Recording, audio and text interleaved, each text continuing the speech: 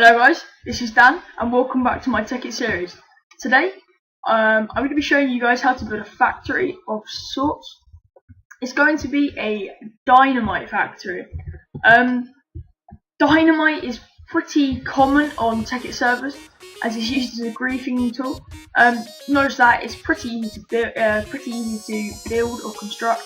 That's why I decided to do a factory sort of taster for you guys. If you haven't already seen my MFSU factory, it took quite a while to build, like, I don't know, about an hour or so. Maybe a bit more actually, about an hour and a half, maybe 2 hours. It basically just churns out MFSUs using, it's not really complex, but using piping, condensers, basically exploiting the effects that the machines in this game have. So you have to put them to your own advantage, you have to create machines which do stuff for you. So in this tutorial we're doing a basic one, which is Dynamite Factory. It's pretty small on comparison. If you want to go check out that MFSU tour of my factory, there will be an annotation on the screen now, or there will be a link in the description to go check out that video. Anyway, moving on.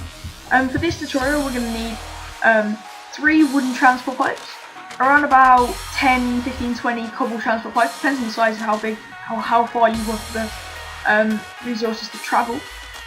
You want to make it as compact as possible, so we can probably shorten it down to about 10 cobble pipes. We'll need approximately 3 redstone engines. We will need 3 levers, 2 energy condensers, 2 collector MK3s, 1 automatic crafting table, MK2 preferably, an alchemy chest, some random blocks so you can place the levers on behind the redstone engines. And you will also need your ingredients, which in this case is string and gunpowder. So let me just quickly get that second condenser which I need. And then to get started, we just want to place our condensers fair space apart, maybe 2-3 blocks. Behind them we want to situate our collectors like so. These collectors just speed up the process of EMCing the items, or condensing the items in this case. Once we've done that, we want to take our wooden transport pipes and sneak and right click on top of the condensers to place a pipe without opening the chest.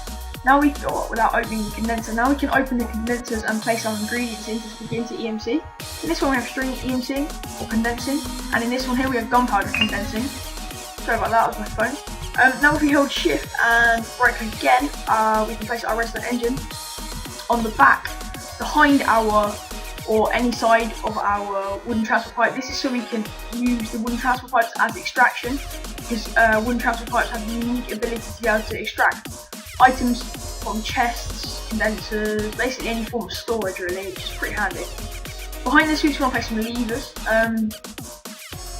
This is so that we can power the redstone engines. The reason we use redstone engines is that sadly they are slow and they only output 1 item at a time, or 1 output every pulse. But they don't explode, so that means they're really reliable factories which you want to run for a while.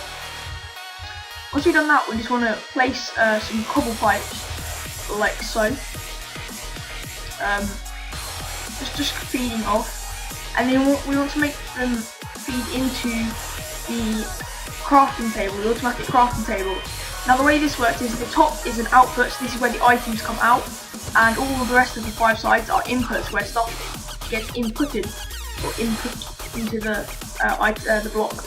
And then we want to shift and place a wooden transport pipe on top again.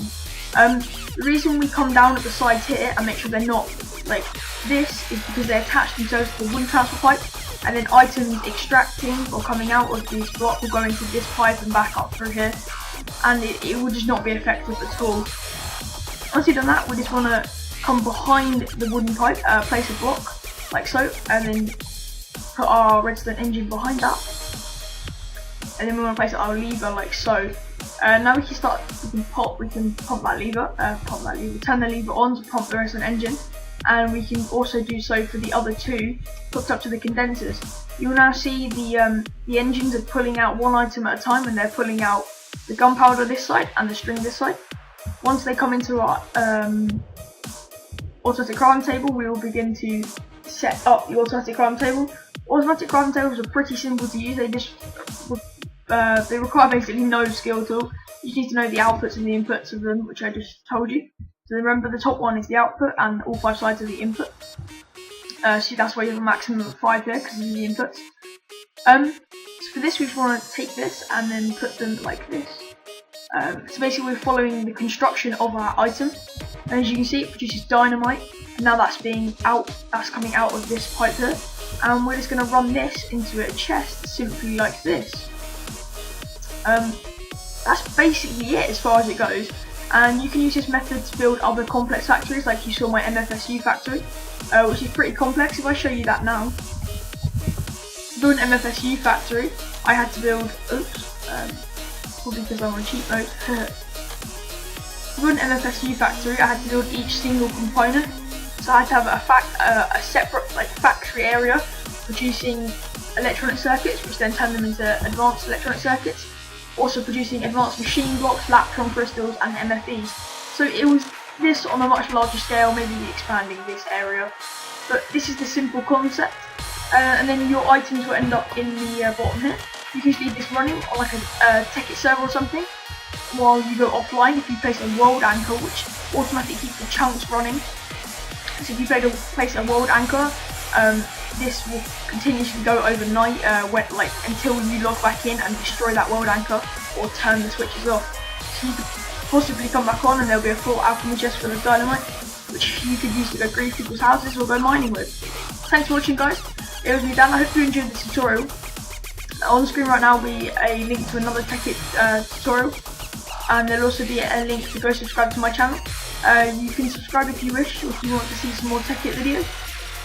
I'll be releasing some more funny videos soon actually regarding Tekkit, like maybe 20 funny ways to grief another player or something.